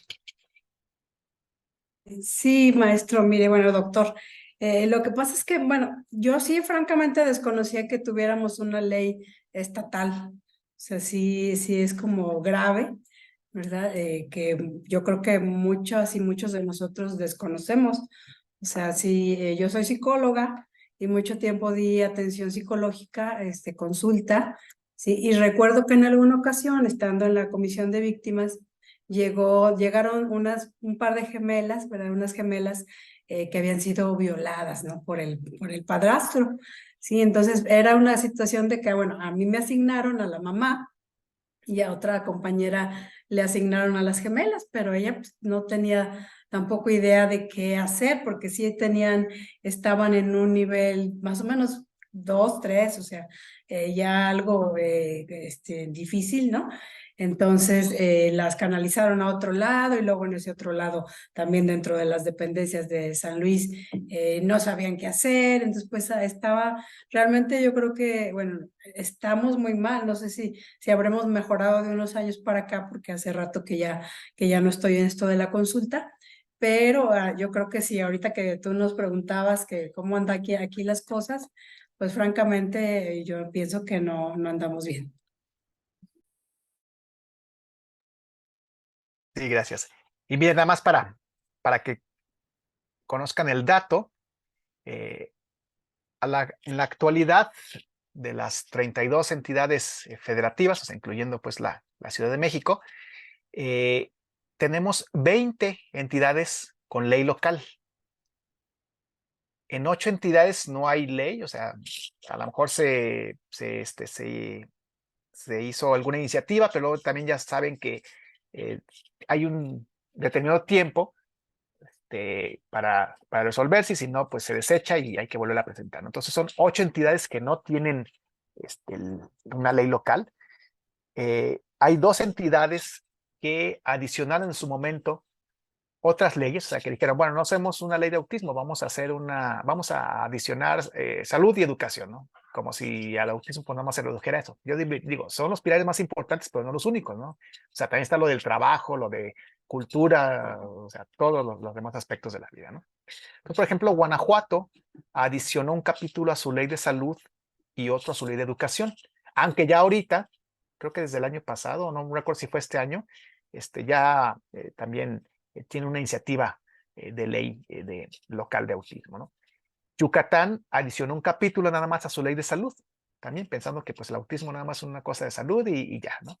Aunque también ya tiene desde el año pasado Yucatán que tiene una iniciativa ahí para discutirse, ¿no? De estas, había dos entidades donde les habían declarado inconstitucional su ley, o sea, que fue Nuevo León y la Ciudad de México, no porque la ley dijera algo que estuviera mal, sino porque de acuerdo con la Convención Internacional de las Personas con Discapacidad, todas las leyes que tengan que ver con estas personas tienen que consultarse con ellas, ¿no? O con las personas, pues, en este caso, si es autismo, pues con los cuidadores, con las familias, con las asociaciones, ¿no? Con los que están, pues, interesados en el tema, ¿no? Entonces, al parecer, en Nuevo León, de hecho, Nuevo León 2 veces se la tiraron, ya ahora sí que, como dice el dicho, esta es la tercera, a ver si es la vencida. La primera vez pues le dijeron, no hiciste tu consulta adecuadamente, entonces para abajo tu ley y haz tu consulta y vuelve a hacer todo el proceso legislativo, ¿no? Lo hicieron por una segunda vez y ya estaba su ley y de nuevo, ¿no? ¿Sabes qué? No fue suficiente la consulta y de nuevo se las volvieron a tirar y hace un par de meses ya tienen una nueva ley local en Nuevo León, ¿no? A ver si ahora sí no se las vuelven a tirar, ¿no? Se supone que ahora sí cuidaron el proceso de la consulta, del foro de consulta y todo eso. A ver si es cierto, a ver qué dice la Corte. Y en la Ciudad de México también, en el año pasado, en junio, pues dijeron que su proceso de consulta no había sido suficiente, pero ahí tuvo la particularidad que el proceso de consulta de la Ciudad de México fue durante la pandemia, entonces fue virtual, fue por Zoom. Digo, me consta que hicieron los foros, porque incluso pues a mí me invitaron ahí a participar, a hablar, ¿no? Pero pues para la Corte no fue suficiente. Pero a diferencia de Nuevo León, en la Ciudad de México no se ha hecho este proceso de consulta, entonces pues en la Ciudad de México sigue siendo inválida la ley, entonces tendrán en algún momento que hacer algo para poder, pues poder tener la ley local en la Ciudad de México.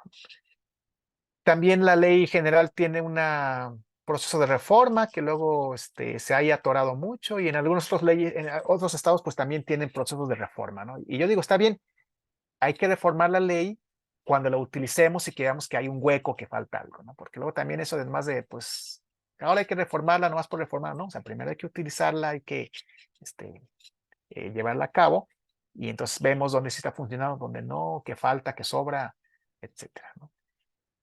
Pero bueno, sí ha sido también complicada esa parte normativa, ¿no? Y bueno, también es cierto, de repente sale la ley, pero pues parece como si en automático la ley resolviera, ¿no? Siempre hemos dicho, la ley claro que es una muy buena puerta, pero pues siempre y cuando la abras, ¿no? Si no, pues de nada nos sirve, ¿no? Y claro que si es atención a las personas, pues también tenemos que estar involucrados todos los demás, ¿no? ¿Quiénes damos esa atención? En el sector salud, en el sector educativo, en el sector cultural, desde las propias dependencias del gobierno, de los municipios. Y a veces esa es la parte donde ya no se dice, mira, hay una ley, esta es la ley, véanla, qué les toca a ustedes y pues como decimos, no pónganse las pilas, ¿no? Pero pues ya vemos que no sucede. O también cuando se los reclaman, pues luego muchas veces dicen, no, pues no sabemos y simplemente se cae en la opacidad y pues eso yo creo que es lo peor, ¿no? Pero pues yo esperaría más bien que ahora sí que ya han visto que hay una ley, pues ahora sí exigirle a quien se le tiene que exigir, en este caso a la Secretaría de Salud, que es la Secretaría Técnica de la Comisión, decir, a ver, esa comisión pues ya vuelven a instalar, ya tenemos que empezar a trabajar, sobre todo porque tenemos usuarios, pacientes, alumnos, etcétera, que nos están pues exigiendo el cumplimiento de la ley, ¿no? Entonces también, o sea, ahora sí que parte de todo, ¿no? Yo siempre les he dicho también a las asociaciones, es que si ustedes no empujan, no exigen, pues también no va a pasar nada, ¿no? Entonces, exijan, empujen Y a ustedes como funcionarios, pues también, bueno, estamos aplicando, nos falta un reglamento. A ver, ¿el reglamento a quién le toca? Pues el ejecutivo. A ver, pues el reglamento, porque acá también los padres, la sociedad nos está exigiendo y pues requerimos, nos van a demandar por la ley de funcionarios públicos, toda esta Entonces, me parece que se puede hacer una sinergia muy interesante, pero pues a veces está esta situación de que pues las asociaciones no van y pues obviamente también los funcionarios no conocen y los secretarios pues entre menos se exijan mejor y ahí hay una descoordinación, ¿no? Por eso decía que muy importante pues coordinarse en este tema. Entonces, bueno, no sé quién más tenga alguna otra pregunta, comentario. Aprovechemos, ¿verdad? Que tenemos aquí a un experto. No sé si está por ahí Armida de DIF, que yo vi que se había inscrito, o alguien, ¿verdad? De DIF sería interesante que nos dijera. A ver, Efraín Saucedo, adelante, por favor. Hola, buenas tardes a todos. Efraín Saucedo de la Dirección de Desarrollo Humano.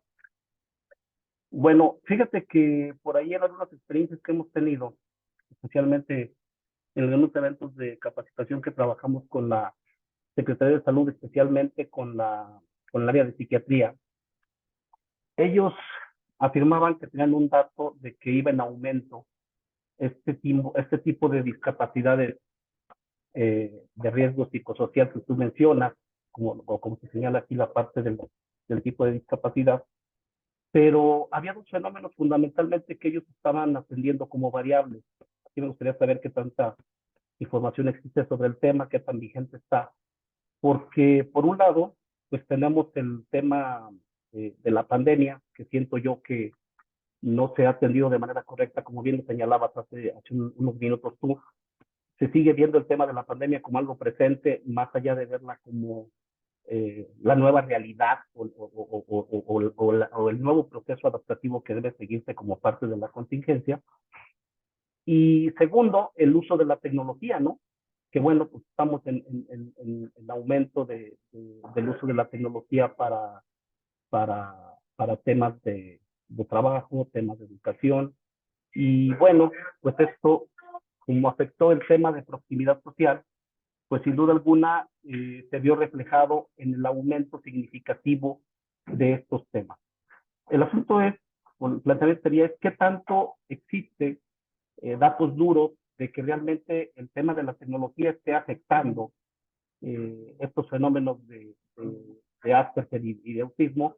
Y segundo, qué tanto también tuvo que ver como realidad inherente el hecho de que haya venido la pandemia en estos momentos a agravar la situación. ¿Sí? Esos son los dos planteamientos. Y por otro, pues coincido, ¿no? El asunto de la información técnica. Platicando yo con compañeros de aquí de gobierno que trabajan en el ámbito educativo, señalan, como bien lo decías tú, que ellos en realidad así ven cada vez más fenómenos de un autismo que sea mínimo o leve, a lo mejor un nivel muy moderado, pero que las personas especializadas, en este caso los psicólogos, tanto de atender y de sugerir estrategias, no tienen esa conexión con los educadores y lo ven el problema de manera aislada, ¿no? O sea, como que por un lado ellos hacen su expediente clínico y por el otro lado trabajan en la parte educativa. ¿Sí? Entonces me gustaría saber qué opinión te merece en estos tres aspectos. Gracias. Gracias, Efraín. Sí, mira, bueno, la cuestión tecnológica en realidad es un instrumento muy necesario sobre todo para los que están en el nivel 2, según el DSM de autismo, porque hay muchos niños, y bueno, digo, niños y luego crecen, que son no verbales, ¿no? Entonces se comunican a través de los dispositivos electrónicos, celular y tablet por lo general, ¿no? Entonces, para muchos de ellos, sí es lo tecnológico, esta herramienta con la cual se comunican, ¿no? Digamos, en una porción, bueno, no puedo decir pues qué porcentaje, pero digo, sí para estas personas que no se comunican de manera verbal, ¿no? Que son no verbales. Y también una de las características del espectro es que son personas muy visuales. Entonces también esta tecnología siempre como que les permite visualizar para poder comunicarse, aunque sí hablen, y para poder hacer esta relación, ¿no? Y yo creo que igual que con todos, ¿no? O sea, tengan autismo, ¿no? Con los chavos de ahora, con los muchachos de hoy, bueno, la exposición ¿cómo podemos decir? O sea, demasiada a la tecnología, bueno, les afecta por la luz azul y inclusive por la posición en que uno ve el celular con el cuello hacia abajo y que luego al rato ya uno anda con dolor de cuello. Entonces, digamos, esas son cuestiones pues que en general con el uso prolongado, pues cualquier persona las va a tener, ¿no? Curiosamente, la mayoría de las personas dentro del espectro autista utilizan la tecnología como este medio de comunicación, ¿sí? Ya sea pues para la comunicación de uno a uno o para su contexto social, ¿no? Y digo curiosamente porque se decía que luego a veces los que realmente se aíslan, ¿no? Pues somos las demás personas, ¿no? O sea, ¿qué hago? Me subo al transporte público, me pongo mis audífonos y me pongo a verme y ya no sé nada de lo que pasa a mi alrededor. Entonces, bueno, ahí el que se está aislando es uno y no tanto ellos, pues, que, como digo, requieren a lo mejor el dispositivo para comunicación, ¿no? Pero sí, o sea, yo creo que como en todos, autistas y no autistas, pues el uso prolongado de la tecnología pues trae eh, perjuicios, ¿no? A la salud, pues en todas esas cosas. Lo otro de la pandemia, también lo que vimos es de que muchos estudiantes prefirieron y les ayudó la pandemia porque decían, yo no estoy en el salón de clase, lamentablemente a muchos les hacen pues bullying, ¿no? Entonces, bueno, no estoy en el salón, no me estoy exponiendo que me estén haciendo bullying, estoy aquí en la pantalla, estoy viendo, me siento seguro y mejor, así no socializo con nadie, ¿no? Que luego también de otras cosas que le decimos, no, o sea, es que tienes que socializar, tienes que, o sea, también dentro de la cuestión eh, educativa, ¿no? Entonces lo que se vio es que para muchos en el espectro, la educación virtual sí va a ser una alternativa viable y real, ¿sí? Para su formación. Si quieren, pues seguir estudiando, sobre todo a nivel medio superior, que es el bachillerato y una licenciatura, ¿no? Y otros, pues también al contrario, les tenemos que decir que se desconecten, que salgan, que convivan pues ha habido muchos ejemplos que incluso les ponen los terapeutas, a ver, de tarea, pues ahora en el receso tienes que hablar 5 minutos con tus compañeros y luego ya pasa un par de semanas y ahora tienes que hablar 10 minutos y bueno, es al revés, a ellos pues para socializar. Pero sí, yo he visto que la pandemia ligada a la tecnología, a muchos de ellos vimos que es un medio que les va a ser de utilidad, ¿no? Y lo otro que yo decía, la pandemia en sí también trajo este retroceso, porque si en las aulas, y voy a poner pues el caso muy particular de la Universidad de Guadalajara, si en las aulas ya pues había cierta sensibilización, cierto entendimiento de cómo hacer algún ajuste con el estudiante, algún ajuste razonable para los estudiantes, pues viene la pandemia y nos tuvimos que volcar a lo digital.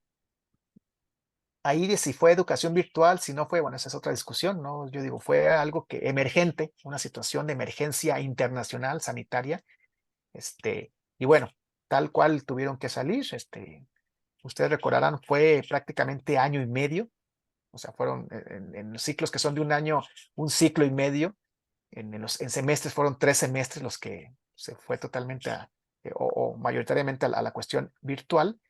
Y cuando regresamos, sí, muchos de esos derechos que ya se tenían se perdieron, como dije, ¿no? Había que volver a empezar. Había más disposición de los profesores antes de la pandemia, o sea, eran un poco más sensibles, más empáticos, y resulta que después de la pandemia como que se los olvidó, ¿no? Y volvemos a tener insultos a los estudiantes, pues mala práctica docente, ¿no? el decirle, pues tú para qué estás aquí, ¿a poco vas a poder aprender? ¿A poco de veras vas a tener una carrera tú? A ese tipo de insultos que son los menos, hasta tratarlos pues realmente mal, ¿no?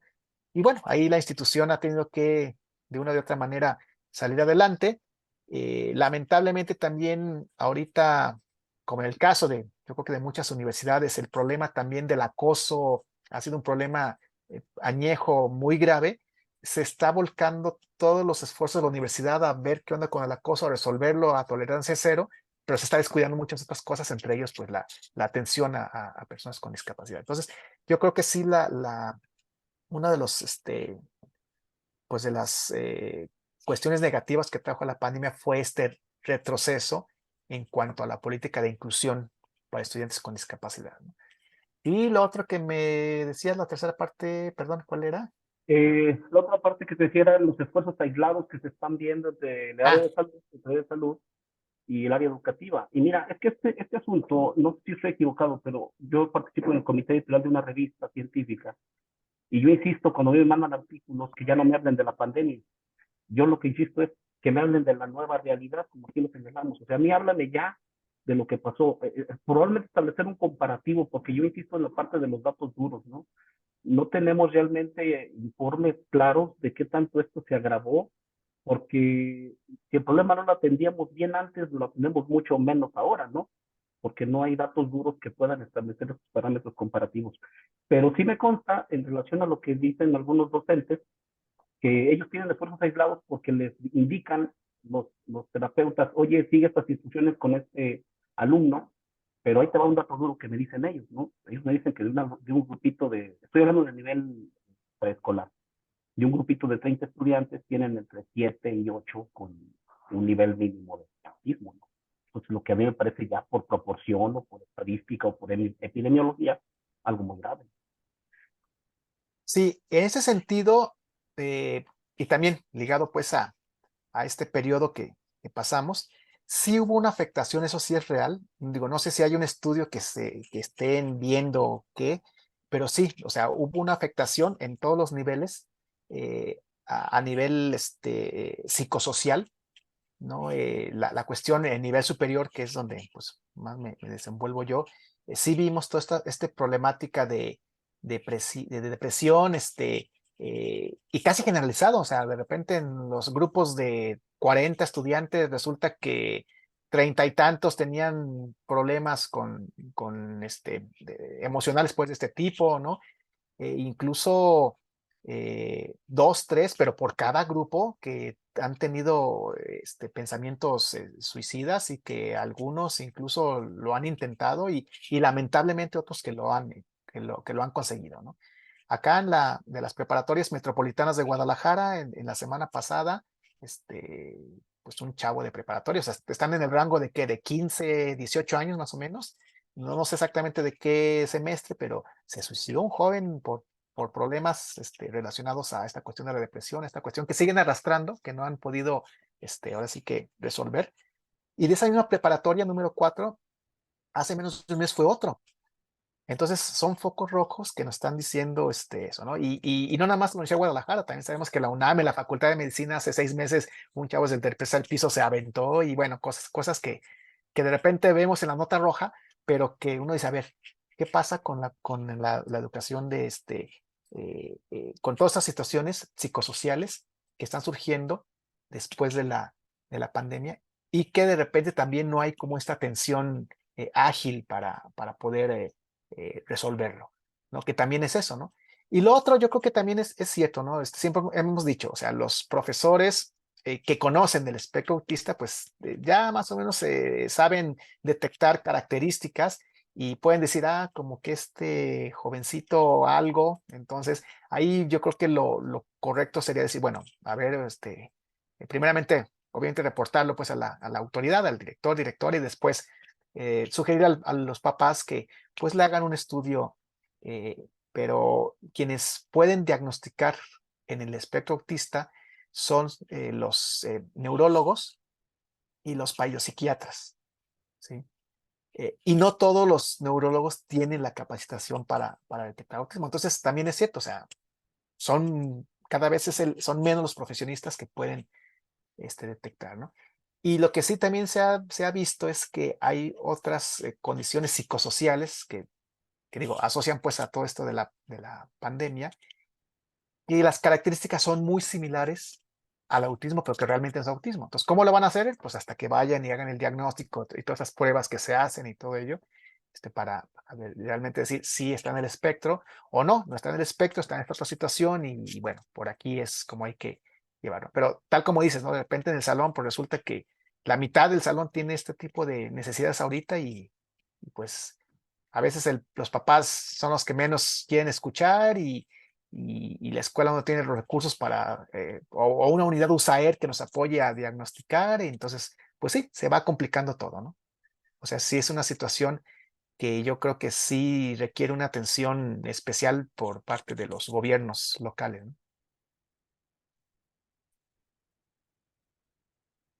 Beth, te estabas levantando la mano hace ratito, no sé si también quieras participar. Era justo para comentar algo que ya mencionaron, que suele a veces confundirse mucho los diagnósticos. Bueno, o vemos que después de la pandemia, muchos niños, sobre todo los de preescolar o niños muy pequeños, tuvieron como un atraso pues, considerable en cuestiones sociales en su desarrollo. O sea, se están viendo, no sé si era lo que un poco también se refería el compañero, que si estas cuestiones que trajo la pandemia eh, también pueden repercutir en los diagnósticos de autismo. Aunque sí ya me quedó un poquito más claro que también el diagnóstico es tal cual un neurólogo, pero no sé si también tenga como un efecto en este incremento de trastornos.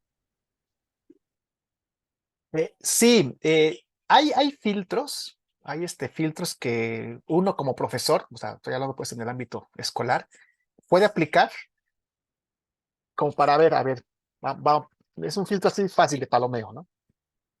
Lo que sí no podemos hacer los docentes es decir, tiene autismo. No, bueno, pues el filtro que yo apliqué, pues dio como resultado que podría estar dentro del espectro. Entonces, ahí es cuando digo, y hacemos esta triangulación, ¿no?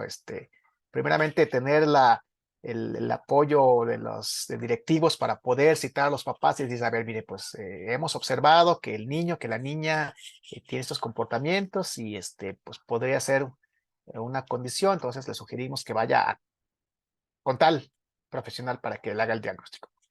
Les digo, quienes hacen sí el diagnóstico tal cual son el neurólogo y el psiquiatra.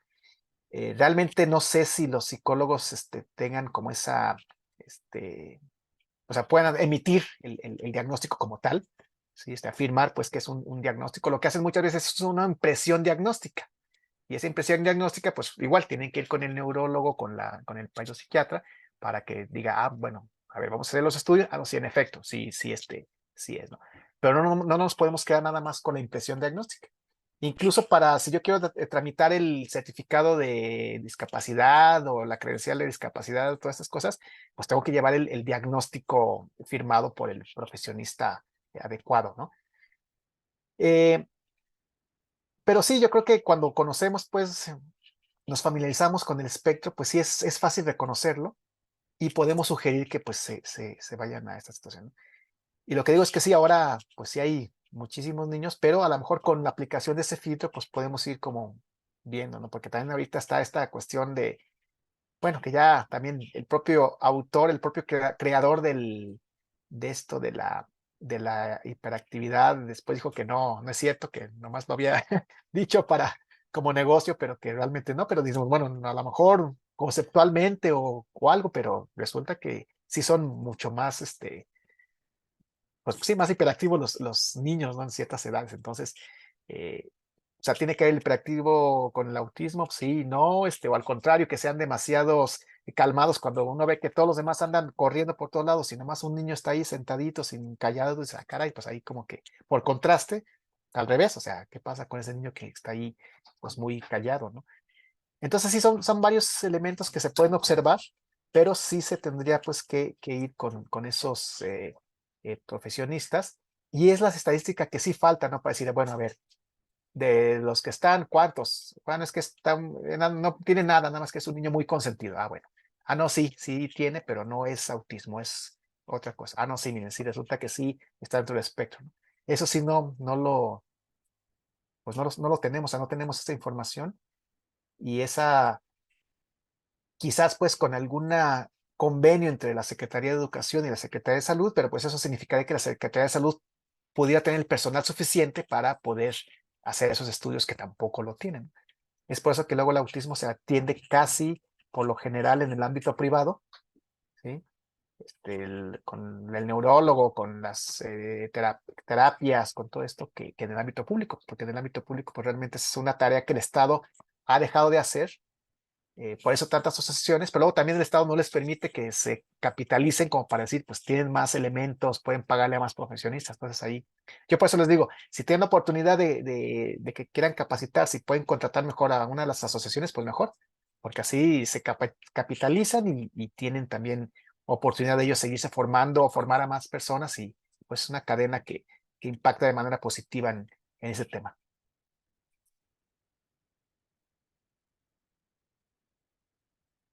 Muy bien, pues, ¿alguien más? Quedan 10 minutos. Si alguien más tiene algún comentario, pregunta.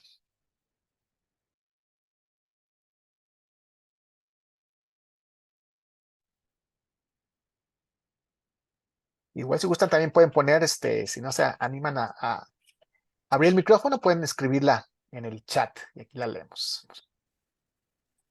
Sí, también aquí en el chat pueden anotar, porque ya ven que es importante saber si aquí hay personas, bueno, de la Secretaría de Salud, del DIF.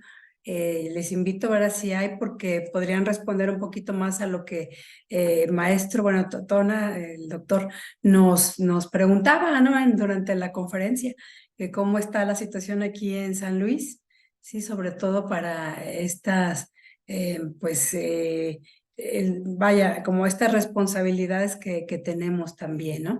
O también confesar, ¿no? Como así como ahorita, hace un ratito de, pues no, la verdad yo desconocía o así, también poder decir para que él también se lleve una idea, y quizás también seguirnos en otra ocasión nos pueda dar otra ponencia o algo, ¿sale? Aquí ya escribieron están poniendo Yuli bueno, gracias por compartir, ¿no? Sus comentarios, sus conocimientos. Está poniendo en el chat. Bueno, yo voy a hacer algo que no tendría que hacer, pero lo voy a hacer, ¿no? Yo le voy a decir a estas personas que les digo que conozco del Centro Potosino de Autismo, pues que se acerquen a las dependencias, ¿no? Sobre todo pues a la Secretaría de Salud, que les digo es se supone que lleva la Secretaría Ejecutiva de la comisión, pues para que se reactive esta comisión, y ustedes ya vieron cuáles son las dependencias que pues que participan como vocales en la propia comisión, pero también ya vieron que se supone que todas las demás tendrían que enviar propuestas de programas, de acciones, etcétera, ¿no? Entonces, bueno, voy a decirle a esta persona que por ahí empiece a buscarlos en el buen sentido, que empiece a hacer presión, porque pues creo que con una comisión que se reactive, que comiencen a haber acciones, aunque sean poco a poco, se van resolviendo algunos problemas, ¿no? O vamos hacia buscar resolver problemas. ¿Sí? Entonces, bueno, si me lo permiten, eso haré. Claro que sí, claro que te lo permitimos, y yo creo que pues nos da mucho gusto. Y miren, aprovecho para hacerles como un spot publicitario, ¿no? Resulta que el próximo año empieza a correr un nuevo catálogo que ya se va a presentar en este mes para los de los cursos de desarrollo humano.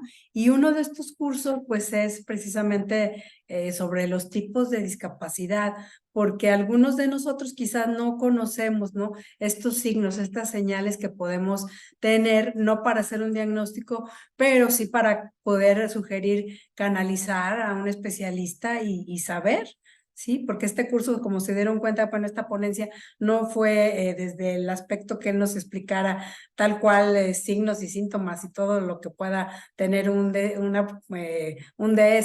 por ejemplo, una clasificación internacional, sino que el doctor se enfocó, ¿verdad? Como en nuestra responsabilidad en la atención a las personas, que ya vimos puede ser que durante nuestra historia ya hayamos conocido a miles de gentes o mucha gente, o en nuestra familia, o quizás nosotros mismos, o nuestros compañeros de trabajo, porque también, sí, y no hayamos pensado que esa era una posibilidad, sí. Pero bueno, aquí está poniendo en el chat, doctor, mire, dice Efraín, sin duda es un tema de actualidad que merece mayor atención por la creciente incidencia que se presenta en las instituciones del servicio público.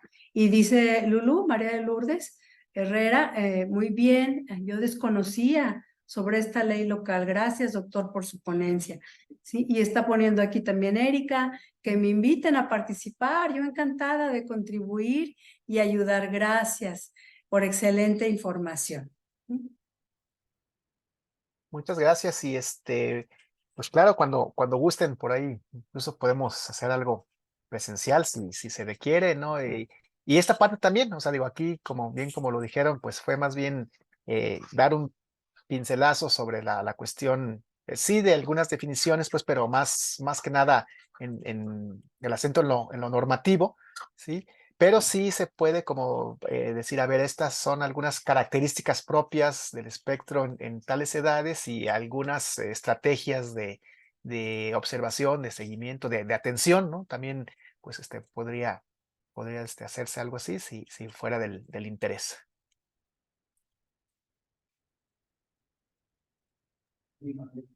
Claro que sí. Pues bueno, si no hay otro comentario, ¿verdad? Faltan 5 para las 2, quizás terminar un poquito antes. Yo aquí me voy a quedar tantito guardando el chat y se va a pausar ya la grabación de la sesión. Les agradecemos muchísimo su interés, ¿sí? Y pues bueno, a difundir, ¿no? A lo mejor no entramos demasiadas personas, pero sí poder difundir a nuestra familia, a las personas que nos acompañan en el trabajo sobre la importancia de capacitarnos en esto, ¿sí? Sobre la importancia de cumplir las leyes, de ser incluyentes, ¿verdad?